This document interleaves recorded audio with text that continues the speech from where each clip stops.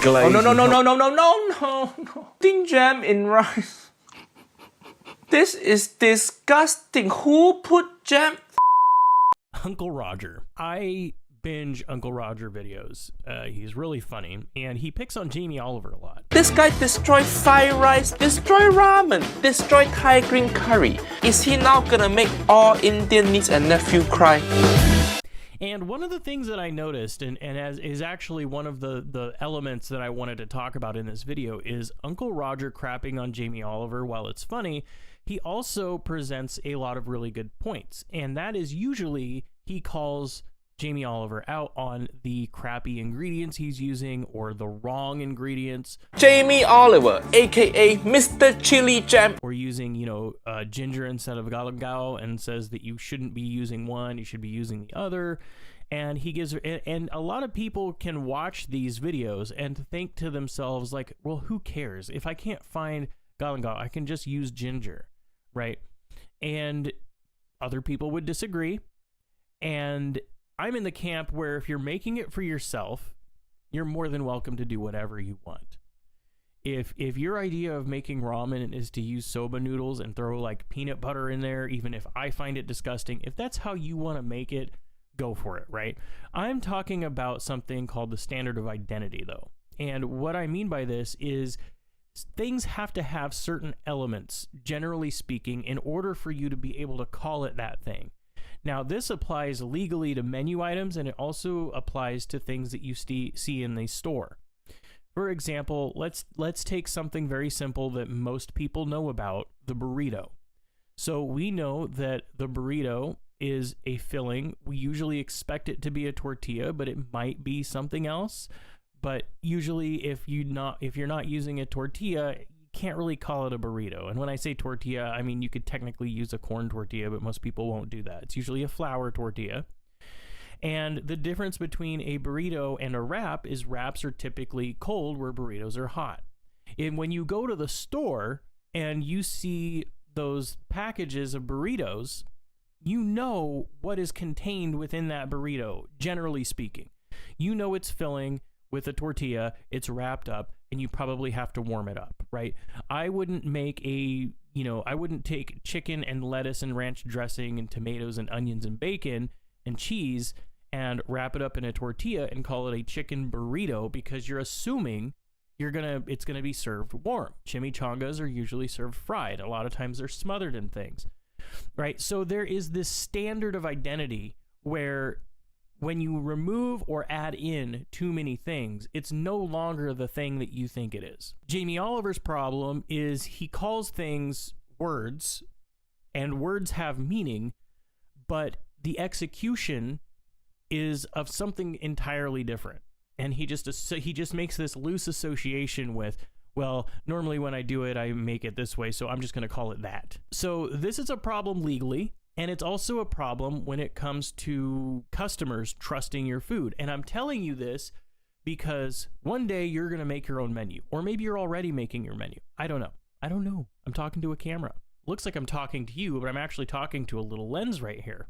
So I don't know who I'm talking to. But when you are designing a menu, part of the thing to take into account is what changes you're making to a given dish and how many of those changes you can make before it no longer becomes the thing. And a really good way to know how to do this over time and through experience is learn the base recipes. A chicken Alfredo, for example, we know it's going to have some kind of pasta, it's going to have Alfredo sauce, and it's going to have chicken. Now, you could make a Cajun chicken Alfredo, where you take the Alfredo sauce and you add Cajun seasonings to it, and maybe you use blackened chicken. You know that you can put it over penne, or you can put it over fettuccine and call it a fettuccine Cajun Alfredo or something like that. You know that you can use vermicelli. Okay, I'm getting too far, but you see, you can take the elements of the dish, get the base dish, and then alter and make changes to it. That's why, like in some of my earlier videos, I didn't really have the language that I needed to talk about it, but I talked about people complaining about so-and-so stealing so-and-so's recipes. And a lot of this came from, I picked on Greg Doucette a little bit. When I first started this channel, it was actually based around like fitness and eating healthy and stuff like that. And over time, it kind of evolved into what it is today. But in that, I kind of was a little irritated with this back and forth between these fitness influencers, because so-and-so made a protein shake and it's got these things, and this other guy made this other protein shake and it's got these things, and this is really similar to that, and these BCAAs are similar to those BC. But the thing is that based on the standard of identity, there's only so much you can do to a chocolate, to like a chocolate protein bar, before it's no longer a chocolate protein bar and it's just a candy bar or something else. And one of the points that Greg Doucette actually made in one of his other videos was calling out a creator that had made a protein bar, but it had very little protein and it was essentially a candy bar. And he was kind of like talking smack on him. And in that case, I did agree with Greg Doucette, because the standard of identity applying to a protein bar, you're not expecting a Snickers bar. You're expecting something that is somewhat healthy, that probably has 20 to 30 grams of protein, depending on the size of the bar. And it's probably not going to taste like amazing, but you're trading the healthfulness of what you're getting from the protein bar for your workout with the flavor of adding the extra fat and the extra sugar. So when you ignore that and it has 6 or 7 grams of protein and a high fat and sugar content, can you really call it a protein bar at that point? This is I'm hoping that I'm making sense with this, because like I literally, a lot of the times I do scripted videos too, but sometimes I just sit in front of the camera and I talk, and then I try to like harvest the content out of my rambling. That's why I'll start these off as members only, and then later on I will upload the finished polished product that has all of the cuts and edits and stuff like that. So if you want to see what the raw footage looks like and you become a channel member, you can actually see the raw, just the flat out raw recording that I do before I do all the editing and add in all the graphics and stuff like that. Just know that it's going to be rough. You're probably going to want to fast forward through certain parts, because that includes like if I have to get up and go do something, or if I get up and like make adjustments to my chair, or I start coughing or something like that, all of that's going to be left in there. So now that that's out of the way, it's not just honesty in advertising, and it's not just consumer trust, and it's not just legal things. It's also really important. When I see Jamie Oliver making these recipes that Uncle Roger was talking smack on, one of the things that I noticed that I had a problem with is I almost felt like it was a type of borderline appropriation. I don't know if that's the right word, but it's like taking a traditional recipe, say like a dish that is served, what was that one? It was called beer. It was some bee dish, but it's a celebratory dish that uses basmati rice, and it's nice and fluffy, and it's got a certain flavor profile. And these people were making this dish, and one of them made like basically risotto, like a risotto version of this, and they weren't trying to, they just were bad at it, honestly. No hate to them, they were a newer cook.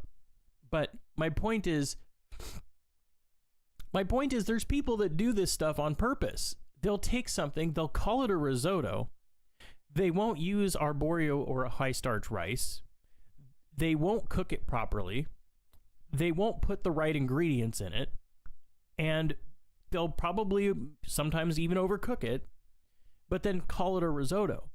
But when you go to a restaurant and you ask for risotto, you're expecting certain things within kind of like a spectrum or a range, right? You know that if you were to go to a restaurant and order mushroom risotto, you would be looking for some type of consistency that isn't like just loose, dry rice, right? Not Spanish rice. Almost like a soup, but not quite. You know, maybe the texture's a little thicker or thinner. Maybe the mushrooms are different. Maybe they use button mushrooms, or maybe they use oyster mushrooms or trumpets or something else. Maybe instead of chicken stock, they use beef stock, or maybe instead of this ingredient, they use that ingredient. You know, when you go there, you know that you're going to get something within the realm or the sphere of what you know to be risotto. And when you don't get that, it leads to customer complaints. Certain cultures do things a certain way, and when you make those dishes, you are taking on the traditions of that culture. I get that some people don't like heat, for example. Jamie Oliver, when he made his green curry, put hardly any seasoning in it. Not chilies. He didn't put hardly any chilies in it. And you know, some people will use improper techniques and they'll use a food processor when they should be using a mortar and pestle. That's not as big of a deal, right? It's going to change the flavors, but it's not going to fundamentally change what the dish is. The point is that if you go in and you're expecting something and you are delivered something different, it's going to mess with you. Yeah, I mean, the standard of identity is extremely important. You want to have consumer trust. You want to have the respect of the culture. You go and you make a curry. Some curries use coconut milk, some don't. That's fine. But if you completely alter the recipe and completely Americanize it, can you really call it curry? I want to know, have you ever ran into issues or experiences with this standard of identity now that you know kind of like what I'm talking about, what to look for and stuff like that? Have you ever had any issues with that? Let me know in the comments below. I read everything, even if I don't always respond to it. I do at least read them, and I am always looking for new content ideas from you, because really I'm here for you. I'm here to help you with things. What better way to help you with things than to actually make content based on things that you're interested in, right? But otherwise, I hope you guys have an amazing day, and I'll see you on the next one. Peace.